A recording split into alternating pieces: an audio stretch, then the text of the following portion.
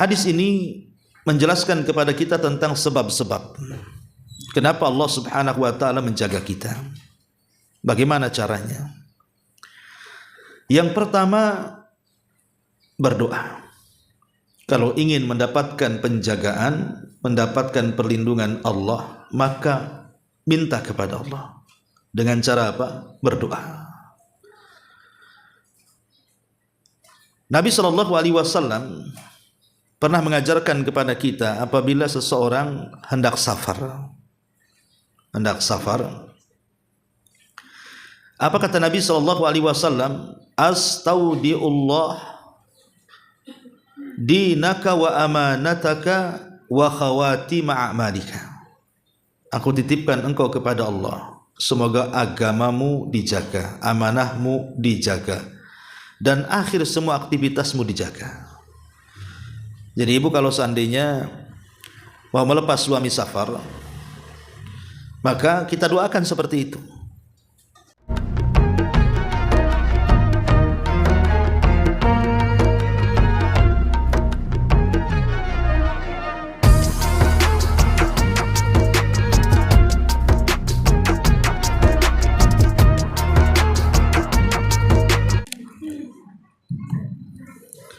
Kita mulai. Bismillahirrahmanirrahim. Assalamualaikum warahmatullahi wabarakatuh. Alhamdulillah wassalatu wassalamu ala Rasulillah wa ala alihi wa sahbihi wa mawalah wa la hawla wa la quwata illa billahi wa ba'du. Alhamdulillah, segala puja dan puji hanya milik Allah Jalla fi'ula. Salawat dan juga salam kita hadiahkan kepada Rasul kita Nabi besar Muhammad sallallahu alaihi wa ala alihi wasallam. Kita lanjutkan kajian kita, masih membahas kitab Al-Jami', dan kita masuk hadis kelima dalam kitab Az-Zuhud wal Wara'. Kita baca hadisnya. Hadis dari Ibnu Abbas radhiyallahu anhuma dari Nabi sallallahu alaihi wasallam,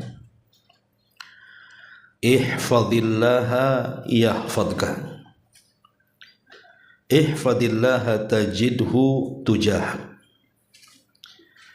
idza sa'alta fas'alillaha wa idza sta'anta fasta'in billah. Wa'lam annal ummata law ijtama'at ala an yanfa'uka bi syai'in lam yanfa'uka illa bi syai'in qad katabahu Allahu lak. Wa law ijtama'u ala an yadurruka bi syai'in lam yadurruka illa bi syai'in qad katabahu Allahu 'alaik. Rufi'atil aqlamu wa jaffatis suhufu.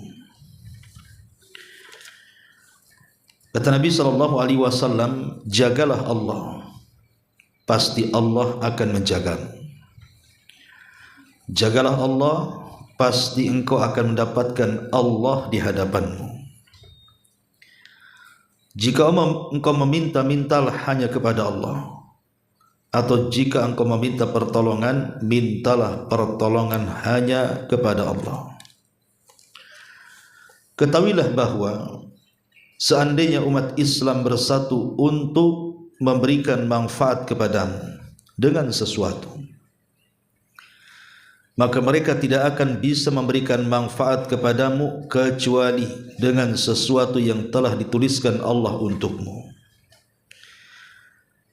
Andaikan mereka bersatu untuk mendatangkan bahaya sekalipun kepadamu dengan sesuatu, mereka tidak akan bisa membahayakan kamu kecuali sesuatu yang telah ditentukan Allah untukmu. Karena pena takdir telah diangkat dan lembaran-lembarannya pun telah kering. Ma'asyiral muslimat yang dimuliakan Allah Subhanahu wa taala, hadis ini adalah hadis yang sangat agung sekali, di mana hadis ini menjelaskan kepada kita tentang penjagaan dan perlindungan Allah kepada kita. Di sini Nabi SAW menasihatkan kepada kita, ihfadillaha yahfadka. Ihfadillaha yahfadka. Jagalah Allah, niscaya Allah Subhanahu wa ta'ala akan menjaga kamu. Jagalah Allah, niscaya Allah Subhanahu wa ta'ala akan menjaga kamu. Dalam hadis ini kita diperintahkan oleh Nabi sallallahu alaihi wasallam untuk menjaga Allah. Apa maknanya? Haruskah Allah Subhanahu wa ta'ala dijaga oleh kita padahal Dia yang menjaga kita?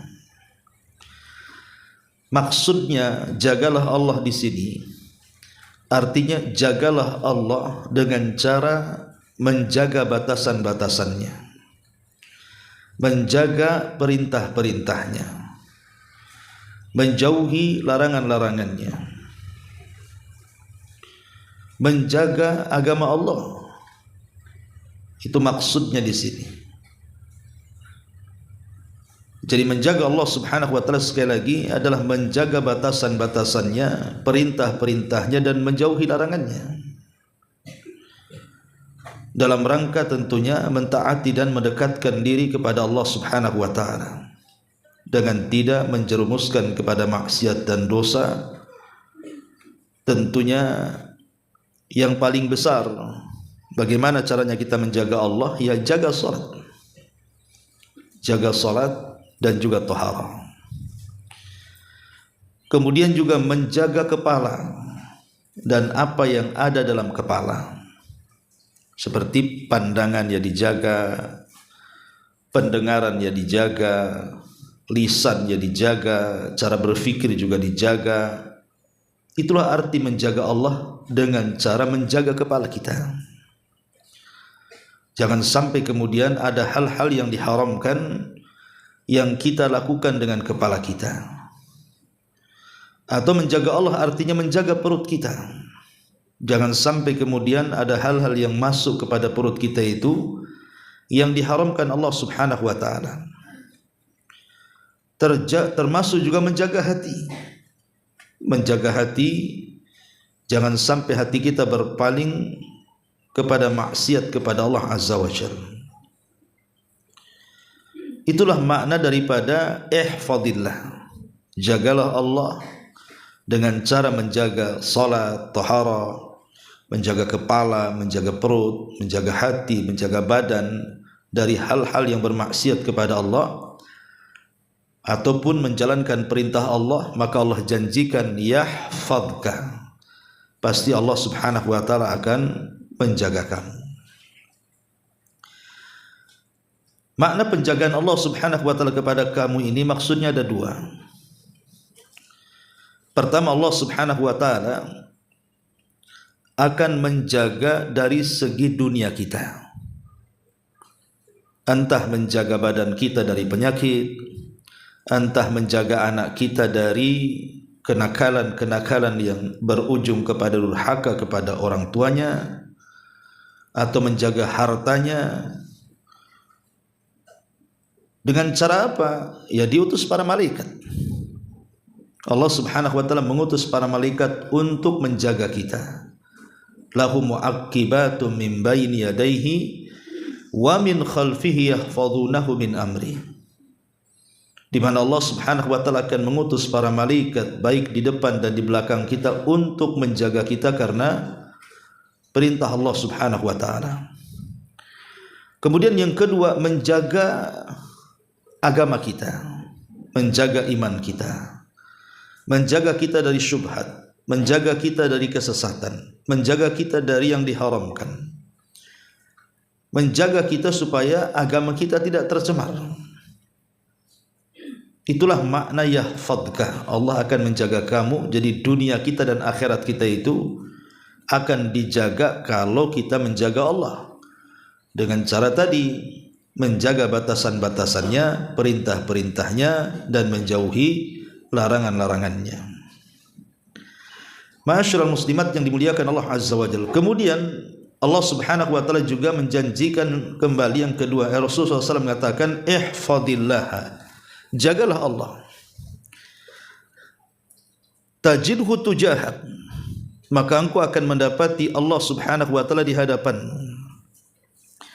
Apa maknanya Allah Subhanahu wa taala akan kau dapati di hadapanmu di sini? Maksudnya ketika kita ada masalah, ketika kita ada kerumitan-kerumitan, problem-problem hidup, maka Allah Subhanahu wa taala seolah-olah hadir menenangkan kita, memberikan kekuatan kepada kita, menguraikan urusan-urusan kita, memudahkan kesulitan-kesulitan kita, dan begitu seterusnya. Seolah-olah setiap ada masalah ada saja jalan keluarnya, setiap ada kesulitan ada saja kemudahannya. Itulah makna tajidhu tujahak. Kemudian Nabi SAW mengatakan, idza sa'alta fas'alillah wa idza sta'anta fasta'in billah. Apabila engkau meminta sesuatu kepada Allah, apabila engkau meminta sesuatu, minta kepada Allah. Jangan minta kepada selain Allah, karena selain Allah tidak bisa mengabulkan permintaan kita. Begitu juga apabila kita meminta pertolongan, maka jangan minta pertolongan kepada selain Allah, karena mereka tidak akan mengabulkannya. Zat satu-satunya yang akan mengabulkan permohonan tolong kita hanyalah Allah. Fasta'in billah. Fasta'in billah. Minta pertolongan kepada Allah Subhanahu wa taala. Kemudian di sini Rasul mengatakan, wa'lam annal ummata law ijtama'at ala an yanfa'uka bi syai'in lam yanfa'uka illa bi syai'in qad katabahu Allahu lak. Ketahuilah kalau seandainya umat ini berkumpul untuk memberikan manfaat kepadamu, tidak mungkin sampai manfaat itu kecuali manfaat itu sudah dicatat di Lauhil Mahfuz. Artinya bahwa manusia berjalan dengan takdir. Ataupun sebaliknya, walau ijtama'u ala an yadhurruka bi syai'in lam yadhurruka illa bi syai'in qad katabahu Allahu alaih. Atau semua manusia hendak mencelakakan kamu, memberikan madarat kepadamu, tidak mungkin terjadi kecuali madarat itu sudah ada di Lauhil Mahfuz. Sekalipun kita diancam oleh 1000 tukang sihir mau disihir, 1000 preman mau membunuh dan mengancam kita, tidak akan terjadi sihir dan pembunuhan itu kecuali memang sudah ditakdirkan di Lauhil Mahfuz. Kenapa? Karena Rasul mengatakan rufi'atil aqlamu wa jaffatis suhufu. Karena pena takdir telah diangkat dan lembaran-lembaran juga telah kering, mustahil akan berubah. Itulah makna secara global ya hadis ini. Baik, kita akan rinci ya hadis ini. Ma'asyiral muslimat yang dimuliakan Allah Subhanahu wa taala, sebelumnya kita akan mengambil faedah dari hadis ini. Hadis ini adalah aslun azimun fi muraqabatillah. Hadis ini sebagai pondasi bagi kita untuk menanamkan sifat muraqabah. Muraqabah itu artinya merasa diawasi Allah Subhanahu wa taala. Kemudian yang kedua, hadis ini juga menjelaskan kepada kita tentang bagaimana penjagaan Allah kepada orang-orang yang menjaga batasan-batasannya, perintah-perintahnya, dan menjauhi larangan-larangannya. Dan hadis ini juga menunjukkan tentang pentingnya tauhid, bahwa kita kalau meminta sesuatu jangan minta kepada selain Allah. Meminta pertolongan juga sama, jangan minta pertolongan kepada selain Allah, minta kepada Allah. Itu bentuk tauhid. Kemudian juga hadis ini menjelaskan bahwa barang siapa yang menjaga perintah-perintah Allah, maka Allah akan jaga bukan hanya dunia kita, akhirat kita. Dunia kita seperti tadi, Allah akan jaga badan kita, anak kita, harta kita, keluarga kita, gitu kan. Kalau akhirat sudah jelas, Allah akan jaga kita dari fitnah kubur, dari sengsaranya padang mahsyar, dari kobaran api neraka. Allah akan jaga semuanya. Termasuk juga hadis ini menjelaskan tentang wajibnya redha dengan qada dan qadar. Wajib redha dengan takdir yang sudah ditulis. Karena Nabi mengatakan rufi'atil aqlam wa jaffatis suhuf, di mana pena-pena takdir sudah diangkat dan lembaran-lembaran sudah kering. Jadi mau tidak mau kita wajib menerima takdir Allah. Kita tidak boleh menolak takdir Allah. Kalau seandainya Allah sakit hari ini, ya ini sudah takdirnya. Kalau kita susah hari ini, mau diapakan lagi, sudah takdir. Kalau kita susah ekonomi, ya memang sudah takdirnya. Supaya kita tidak terlalu sedih. Kalau kita betul-betul taslim ataupun menerima takdir Allah Subhanahu wa ta'ala. Kemudian juga bahwa di antara keimanan takdir adalah bahwa apapun yang menimpa manusia itu semua sudah dicatat. Apapun yang menimpa manusia itu sudah dicatat, baik yang senang ataupun yang tidak senang. Kemudian juga di antara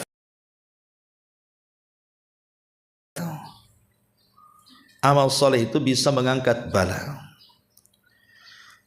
Dan juga hadis ini menjelaskan bahwa orang yang melalaikan Allah Subhanahu wa ta'ala, melalaikan dari batasan-batasannya, perintah-perintahnya, tidak mau mengindahkan larangan-larangannya, maka Allah pun tidak akan menjaganya.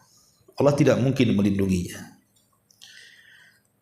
Kemudian juga hadis ini menjelaskan kepada kita bahwa kita harus senantiasa mengharap akan keagungan Allah, kekuatan Allah, kebesaran Allah, kekayaan Allah.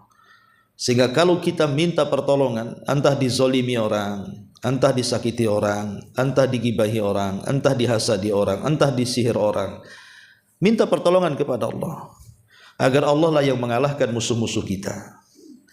Karena kita tahu bahwa la haula wa la quwata illa billah, tidak ada daya dan kekuatan kecuali hanya milik Allah Subhanahu wa ta'ala. Itulah makna tawakal artinya. Kita menyandarkan diri kepada Allah. Ihfadillaha yahfadka. Ihfadillaha tajidhu tujahak. Kemudian juga di sini ada kabar gembira yang sangat besar. Apabila manusia sedang mengalami kesulitan, maka tunggulah akan datang kemudahan. Tidak mungkin kesulitan itu sulit terus. Pasti satu hari akan datang kemudahan. Ma'asyiral muslimat yang dimuliakan Allah Subhanahu wa ta'ala, itulah di antara faedah hadis ini. Baik, kita akan jelaskan secara rinci tentang hadis ini. Hadis ini menjelaskan kepada kita tentang sebab-sebab kenapa Allah Subhanahu wa ta'ala menjaga kita. Bagaimana caranya? Yang pertama, berdoa. Kalau ingin mendapatkan penjagaan, mendapatkan perlindungan Allah, maka minta kepada Allah. Dengan cara apa? Berdoa. Nabi SAW pernah mengajarkan kepada kita apabila seseorang hendak safar. Apa kata Nabi SAW? Astaudiullah dinaka wa amanataka wa khawatima a'malika. Aku titipkan engkau kepada Allah, semoga agamamu dijaga, amanahmu dijaga, dan akhir semua aktivitasmu dijaga. Jadi ibu kalau seandainya mau melepas suami safar, maka kita doakan seperti itu. Aku titipkan engkau kepada Allah, semoga agamamu kuat, tahan supaya tidak terkena syahwat dan syubhat ketika safar, ya. Kemudian minta kepada Allah agar dijaga juga amanahnya sehingga dia pulang kembali dengan selamat. Kemudian juga dijaga akhir dari aktivitasnya, jangan ada gangguan di jalan. Itulah salah satu bentuk kita meminta penjagaan kepada Allah. Jadi berdoa kepada Allah supaya kita dijaga, keluarga kita dijaga, dan anak-anak kita dijaga. Ini yang pertama. Kalau ingin mendapatkan penjagaan Allah, minta dengan cara berdoa. Yang kedua, al-muhafadzatu 'alal adhkar. Jaga zikir. Tentu zikir-zikir yang warid, Bu, ya, dari Quran, dari sunnah. Seperti zikir pagi, zikir petang, zikir habis sebelum tidur, setelah tidur, zikir selepas sholat, ya. Jadi jaga dengan zikir itu.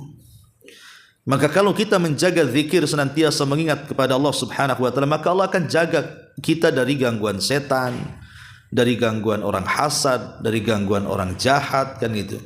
Karena siapapun yang mengingat Allah, pasti Allah akan ingat kita. Fadhkuruni adzkurkum. Ingat aku, kata Allah, aku ingat kalian. Kalau kita senantiasa mengingat Allah, maka Allah akan ingat kita dengan cara memberikan penjagaan kepada kita. Maka banyak-banyaklah berzikir.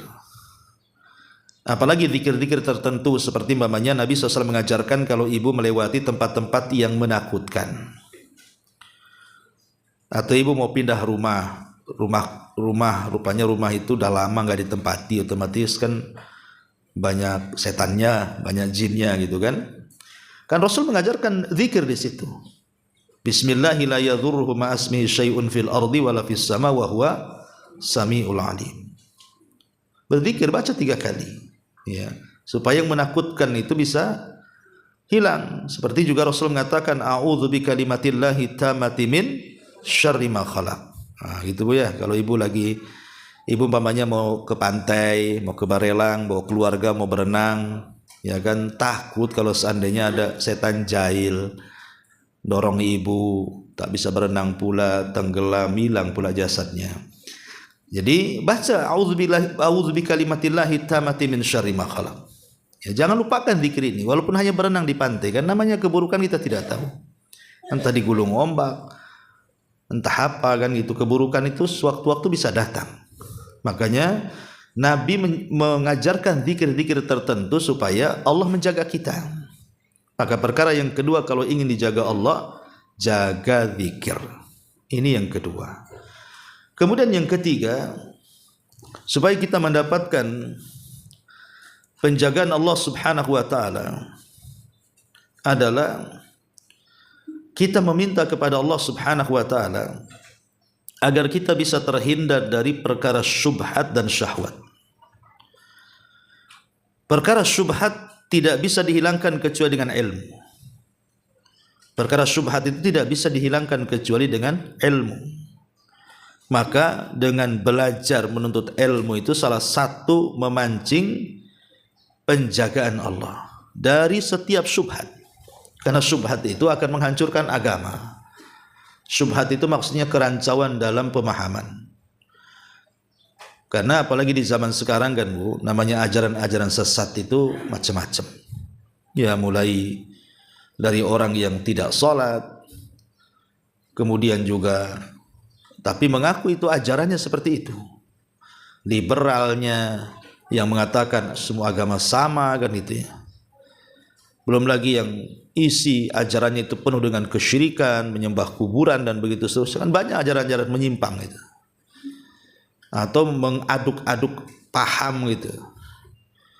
Lah itu kan semua syubhat Bu. Syubhat ini tidak bisa dihilangkan kecuali dengan pengetahuan. Kalau ibu sudah punya ilmu, ibu bisa bedakan, oh ini enggak benar ini. Itu tidak benar itu. Oh yang ini yang benar nih. Nah, itu karena ilmu.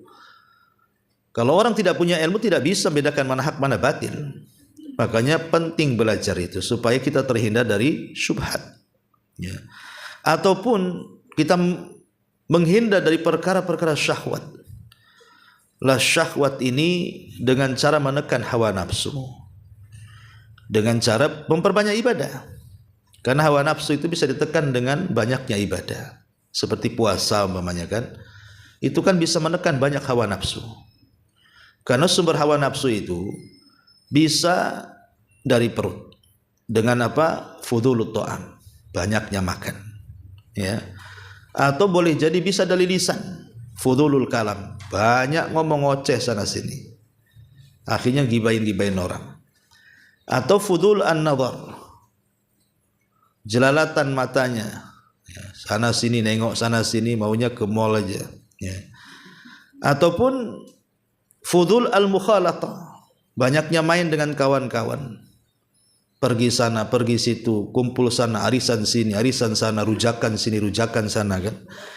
Ya, pokoknya itulah syahwat itu. Ya. Kuliner sana, kuliner sini, sampai warung orang enggak tahu dia tahu. Ya. Jadi lah ini tidak bisa ditekan kecuali dengan ibadah. Ya salah satunya puasa. Ya puasa kan bisa lah neken hawa nafsu seperti itu. Karena nggak mungkin puasa kuliner kan Bu. Puasa apa itu kalau kuliner itu? Nah, nggak mungkin puasa itu banyak ngomong. Banyak ngomong nggak puasa, karena kalau banyak ngomong haus tuh. Ya orang puasa nggak mungkin juga banyak bergaul, jalan siang-siang ya panas nanti haus kan Bu ya. Nggak mungkin juga matanya jelalatan kalau orang puasa itu. Orang puasa itu bawanya lemas di rumah, ngadem, ingin cepat maghrib. Biasa kan Bu ya, jadinya bisalah ditekan dulu hawa nafsu tuh. Nah, makanya kalau syubhat ditekan dengan pengetahuan, dengan ilmu, kalau syahwat itu ditekan dengan ibadah. Itulah diantara sebab bagaimana cara supaya Allah Subhanahu wa taala mengundang kita, mengundang penjagaan kepada kita. Ya dengan cara menjaga kita dari syahwat dan juga dari syubhat, ya. Ataupun kita meminta kepada Allah Subhanahu wa taala supaya bukan hanya dijaga oleh Allah saat masih sehat. Minta juga kepada Allah Subhanahu wa taala agar supaya kita ini terhindar dari su'ul khotimah, dijaga oleh Allah saat kematian. Ya dengan cara apa? Supaya kita ini meninggal dan dijaga oleh Allah tidak su'ul khotimah dengan cara istiqomah. Orang yang istiqomah pasti matinya husnul khotimah Bu. Tapi kalau orang tidak istiqomah pasti su'ul khotimah. Jadi istiqomah itu artinya lakukan ibadah walaupun tidak banyak tapi sering, gitu ya. Seperti sedekah ya, memang sekali sedekah tak banyak tapi terus-terusan.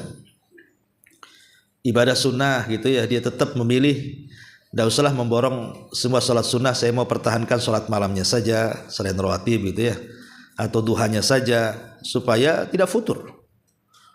Lah istiqomah inilah, apapun kalau istiqomah walaupun sedikit tapi terus-terusan, biasanya ini membawa kepada husnul khotimah dia. Lah ini juga diantara perkara-perkara supaya kita mendapatkan penjagaan Allah Subhanahu wa taala. Adapun bentuk penjagaan Allah Subhanahu wa taala kepada kita, tadi sudah dijelaskan sekilas bagaimana Allah menjaga kita. Ada dua perkara kan, baik dunia kita ataupun akhirat kita. Adapun dunia kita, bentuk penjagaan Allah Subhanahu wa taala kepada kita, perkara-perkara syubhat dan syahwat tadi. Jadi kalau kita sudah punya pengetahuan, sudah mulai banyak ibadah, nanti datang tuh penjagaan Allah kepada kita sehingga kita diselamatkan dari sesat, dari kufur, dari syirik dan gitu ya. Atau terselamatkan dari maksiat, tidak zina, tidak ghibah, tidak dusta. Itulah bentuk penjagaannya. Mau ngomong dusta tak jadi, mau ghibah tak mau zina enggan, dan begitu seterusnya.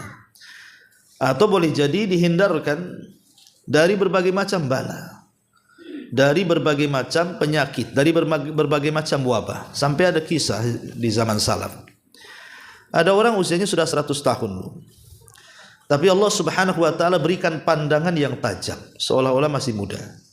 Pendengarannya pun masih bagus, gitu ya. Kesehatannya pun kayaknya tidak ada penyakit yang mau dekat-dekat dengan dia. Jadi ketika rahasianya ditanya, apa sih rahasianya? Kenapa pandanganmu masih tajam gitu, padahal sudah 100 tahun usianya, pendengarannya pun masih bagus, jalannya pun walaupun sudah tua ya masih nampak tidak banyak penyakit gitu. Maka kakek ini menjelaskan bahwa rahasia dia karena sewaktu muda dia menjaga Al-Quran. Jadi tiap hari itu tidak lepas daripada membaca Quran.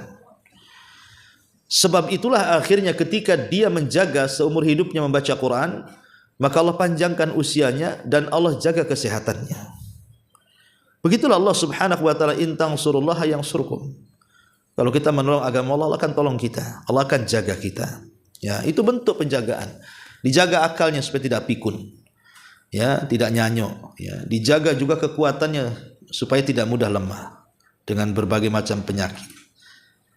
Ma'asyiral muslimat yang dimuliakan Allah Subhanahu wa taala, termasuk juga penjagaan Allah itu ya penjagaan kepada anak-anak dan harta.